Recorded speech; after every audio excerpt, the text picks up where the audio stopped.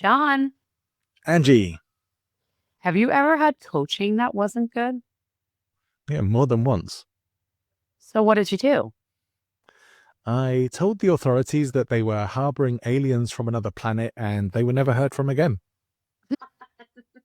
No, what did you really do? I sacked my coach and I told them why. So did that feel awkward? Oh, yes. It would have been way better if I'd spotted the issues beforehand, and there were clues. So this should be fun. Let's open up the coaching clinic. Welcome to the Coaching Clinic with John and Angie. The show for professional coaches who want to develop their skills and grow their business. Follow the show on your favorite podcast app. And join us every Wednesday for new episodes. Now, I've definitely had coaches I've had to sack, Angie. How about you? Have you ever had that experience of just not getting great coaching? I had to say yes and yes. There was coaching that I had that I didn't pay for. It was provided to me by a company. And it was the worst, but I didn't necessarily know it was the worst. I just felt very frustrated by it. Mm. Yeah. Yeah, I probably have said this at some point on the show before, but some of the worst coaching I ever had was from people who are reading a script, taking you through just a process and very, very rigidly sticking to that. And they're just waiting for you to shut up so they can ask you the next part of the Oh my gosh, process. that's awful. Yeah. I hate that. You know, when you can tell that they're reading what they're saying to you as well, so it doesn't even sound natural when they're doing it. That stuff is crazy. You know, I've had You feel coaches like that you're were just calling a customer service 1-800 number and they're like, yes, yeah. ma'am, I understand. Please allow me to, XYZ. The tonality of these bot automatic callers, Yeah. when you know it's not a real person you're speaking to, that's what it ended up sounding like. So yeah, that was horrible. Coaching where it's just been ineffective and the coach is just, Yeah. I don't know. I don't feel like coaches should be enablers. Yeah. Sometimes you need to call stuff out with people. It really brought up this whole thing for me when we were thinking about what we're going to talk about today. I think as coaches, we tend to have those imposter syndrome moments, those insecurities of, am I a good coach? Am I a bad coach? We don't always know, and we may feel differently about it on different days. So I thought, well, maybe it's something we could get into. How would you know? What would be the clues that you're a bad coach? What do you think? Yes. So first of all, let me say this though, because I know that for everybody that listens, they might feel a little bit differently than we do, but I don't think it's always so obvious. And I do think that what I think is a great coach is probably going to be very different than even what you think is a great coach. Yeah. So I think it's a very individual thing for me. Kind of talking about what you said earlier, I really feel the need to be challenged. If I'm like sitting here going, ask me this while we're in a coaching session, then I know it's a bad session. Like if Right. I know where you should be going, and I know that's because I have coach brain, right? I am a coach naturally. I think I wanted to talk about what you said earlier because I had worked, and I think you have worked. We've worked for companies where there was a structure, a program, a process to follow. Yeah. And I experienced coaches who were very script oriented and not great coaches, like just going through the motions, reading line by line, and not using the program or the process as more of the guide rather Right. than this is the session, too rigid. Yeah. And I think that is probably, unless you are if you're a consultant, we've talked about this on our show. There are some key differentiators between being a consultant and being a coach. Yeah. And if I want a consultant, that's who I'm going to hire. I'll hire a Right. marketing consultant. If I'm looking to be coached, it means that I can't get out of my own way. And I need the expertise of somebody that is going to help me get out of my own way. So, Yeah. So yeah. yeah, this is not necessarily complicated. I don't want it to be something that's complicated. I think really my take on this is more, there may be things that we can generate awareness of where we have room for improvement, things that are fixable, but there probably are things that for some people are not going to be fixable. and might mean maybe coaching actually isn't the right place for you to be. Sure. I don't anticipate that our listener is going to be in the latter category. I think probably most of the stuff you'll encounter that you may be judging yourself as a bad coach over is probably fixable. And especially if you're prepared to put in the work and do it, and if you're committed to being as good a coach as you can be. We all know we're probably all better coaches than we were last year or the year before, depending on how long you've been coaching. But Sure. certainly for most of us, from when we first started, you're a better coach now than you were then, and that will be true in the future as well. But as much as I say I've had bad coaching, I've had amazing coaches as well who've blown me away. And I just think I wish I could coach more like them, because I would love to be Yeah. more like them. Then there's certainly things that I've taken from those coaching experiences that I've brought into my own coaching as best I could, because I can't be them. I don't want to be them, but I would like to at least work at getting to their level. And I don't know that I will, but I'm going to work on it. I'm going to stay committed to that thing. So I think when I talk about a bad coach, really it is more from the perspective of how we judge ourselves. Are you judging yourself as a bad coach? And if you are, should you be? No. And listen, I think that if you are truly a committed coach and you're not somebody who's just looking to create an assembly line of clients that you can just take money from and, oh, this is great. I have 6 clients. Now I'm making this much a week. And like, if you are dedicated to the craft, I think that we do have to give ourselves that grace that we will grow and improve the same as we would expect of our clients, right? The reason they're with us is to grow and escalate and all of those things. But I think we put a little bit of an unrealistic pressure on ourselves that we have to be at some higher level all the time without the grace of, and we've talked about this, like making mistakes and learning from them, self-evaluation, things like that. Yeah, I think, what does it even look like? I did have one coach he was fantastic with me. I don't know what he did with everybody else. I just knew that he was great with me, but it was because I needed the type of coaching that he provided, because Right. I am super self-aware. I do get bored. I'd be sitting there twirling my hair going, is this other person going to ask me the question or what? Whereas Yeah. this other person, his name was John, by the way, John made me insanely uncomfortable. And although I have to be honest, resisted it initially, he also then had the awareness of like, well, you need this. This is why we're doing what we're doing. You realize that, right? And he changed everything. So again, but that's for me. Not everybody responds well to that type of coaching. So Which it is a really great is point. kind of Yeah. developing your own, I don't know what the word is, your own way. Who are you? Who's your persona as a coach? That's really the danger of judging ourselves against other Mm. more experienced coaches that we come across who we think are good. Like, even then, they're not going to be everybody's cup of tea. Nobody can be that. Yeah. Nobody can be the coach that Mm. everyone is going to love and value and think they're amazing. And that you see this in the personal development world as well. Like people, public figures in personal development, there are some we love and some we hate, and we don't always Yeah. agree on who those people are. That's Sure. absolutely fine. But when you're comparing yourself to them, comparison being the thief of joy and all of that, and it really is. And what you're also not considering is that you might actually be the perfect coach for the clients that you're working with more than they might be.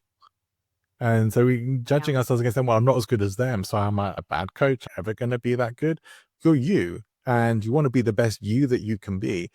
And I think I would say this similarly to you. I knew a coach, I trained under him to some degree. He was a bit of a mentor figure for me, was amazing at provocative therapy. Had trained with Tad James on timeline therapy and stuff like that. Was great at doing. There was a stage hypnotist would help teach me hypnosis and stage techniques and things like that. A great person to learn from, but completely unreliable with his clients. Oh, And so when he showed up, he could be an amazing coach, although, like you said, make people very uncomfortable. That's not for everybody. I responded to it, so did a lot of people who worked with him, and they loved him for that. But you didn't know for sure that he was going to show up for the sessions.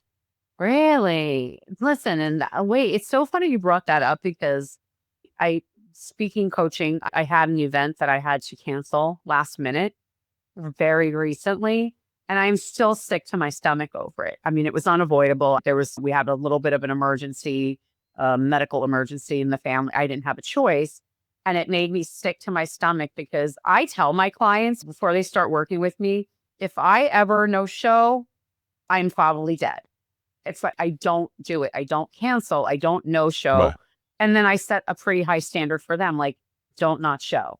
But for a coach to set the standard and be that I couldn't put up with that for 3 seconds, like bad coaching. Because I've seen it, I've heard people say we're all human first, right? I always say that we are coaches, we are human. Life still happens to us. Although I think we try to put up, that's why I'm still sick to my stomach. This unrealistic idea that we are supposed to some degree, set the standard. This is the way it is. You show up, but that in and of itself could make you a bad coach. Like, I don't want to deal Yeah. with you. I don't want to pay for you. You're unreliable. Therefore, it diminishes any professional, what's the word I'm looking for here? I'm losing all my words. I'm not back from vacation, everybody. I'm just saying.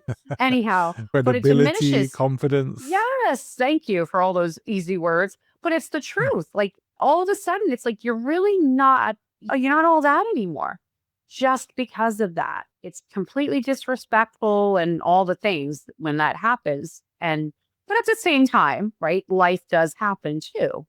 But Yeah. it can't be habitual that But you're look, not showing up. exactly. And I think if that's the situation, I don't think it can always be that life's happening. That can't forever Sure. be your excuse for being kind of flaky as a coach. You need to show up and you need Yeah. to do the work at least most of the time, because Yeah. your clients need to be able to trust that you actually care about them and you care about working with them and helping them get the results. And if you're not reliable to the most part, people will let you off once or twice, but they won't keep going Yeah. without a very good. If they need, some people have health conditions, stuff like that, they end up having to take breaks from coaching all the time.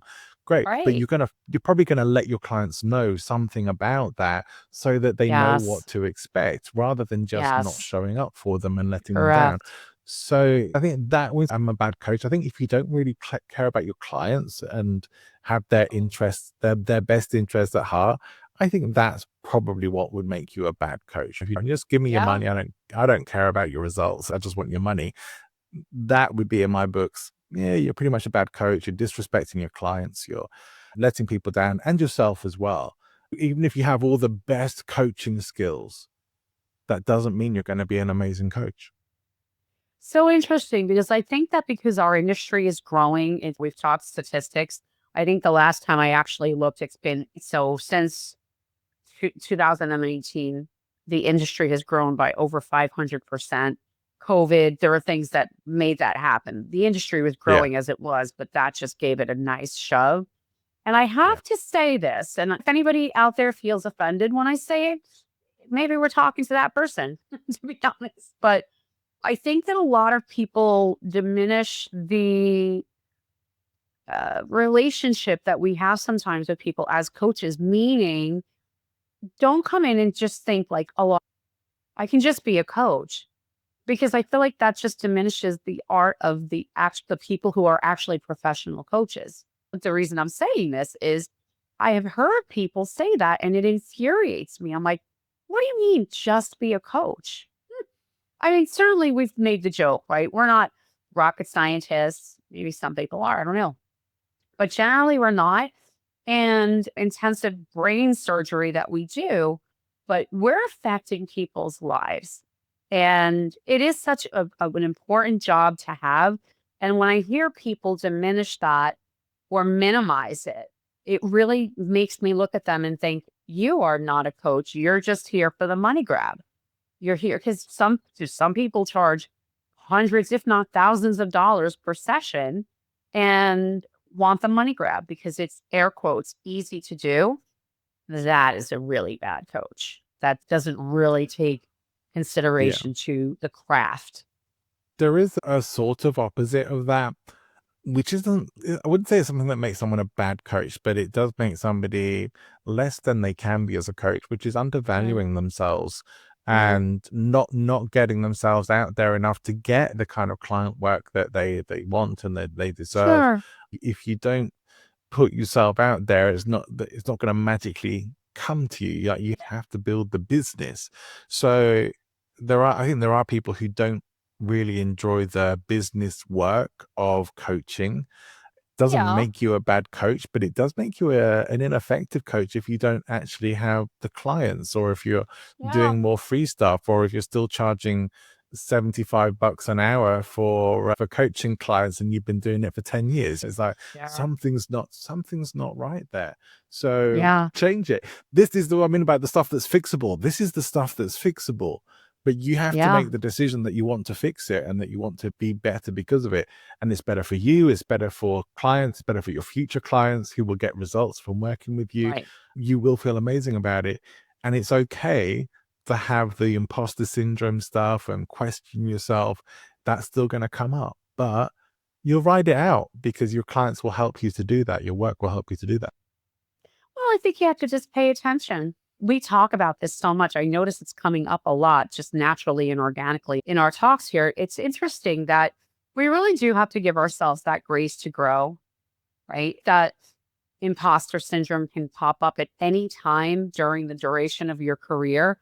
Because if you're growing, you're going to feel uncomfortable. If you need to grow, you're in the next stage, whatever you want to call it. I think that that's what happens. I think that sometimes we go, oh, wait a minute. We did something, we did it well, we learned it well. And now it's uncomfortable to go and be better and do more. So I think imposter syndrome can pop up pretty often. It's not a one and done. You know what I No, mean? I think a lot of people feel no. like if I can just get past this, I'll feel better. And then, 3 years into their career, they're kind of feeling like, I don't know, am I really doing the right thing? Because there's more to do. And they know that. Yeah, there's also a weird idea about, and a lot of us carry with it. I've dealt with it as well. Maybe it's come up for you about this thing of feeling like whether we deserve things or not. That question that comes up of I deserve this or I don't deserve this, that comes up in your head. Yeah. And in all honesty, none of us deserve anything. It's not about deserves or not deserves. We might make judgments of, well, they're a bad person, they don't deserve good things, or they're a good person, they don't deserve bad things. But that's not how life and the world works. It's not Yeah. about deserving. Those are judgments we make on ourselves. And sometimes it's a judgment, and with judgment we make on others as well, but sometimes it's a judgment that stops us moving forward as well and creates those imposter Yeah. syndrome moments of, I'm not good enough, I don't deserve Sure. 10K plus a month, whatever. That's Who am that's often I? where people are. Yeah, it's definitely a limiting belief that needs to work on. Very limiting. It's fixable. It is fixable. That's the good news. All of it is fixable, but it requires doing some work, maybe with your coach, Hmm. to help bust through those, because that ultimately is what this is all about. Reframe them, bust Yeah. through them, and work with the coach who works for you. Absolutely. Well, I think we touched on some things and we always find new things to talk about for sure, but we would love to hear your input and hear what, for the newer coaches or maybe coaches that have been around for a while, like what are your biggest challenges right now as a coach? Is it the Yeah. business? Is it the coaching? Is it your style? Is it a combination? We'd love to hear that. Yeah, let us know. Certainly come and check out our new YouTube channel as well. Just look up the Coaching Clinic on YouTube. You'll find us and you can check out our videos, our podcast episodes there. We'll put clips up there as well. And come and share and comment and connect with us there. We'd love to see you. Do you have a question for the coaching clinic? Reach out on LinkedIn to connect with Angie and John. Leave us a voicemail or video message and we will feature you on the show. You can also leave up to 90-second voicemail for free on www.speakpipe.com/the Coaching Clinic podcast. We'd love to hear from you. See you next time. Bye for now.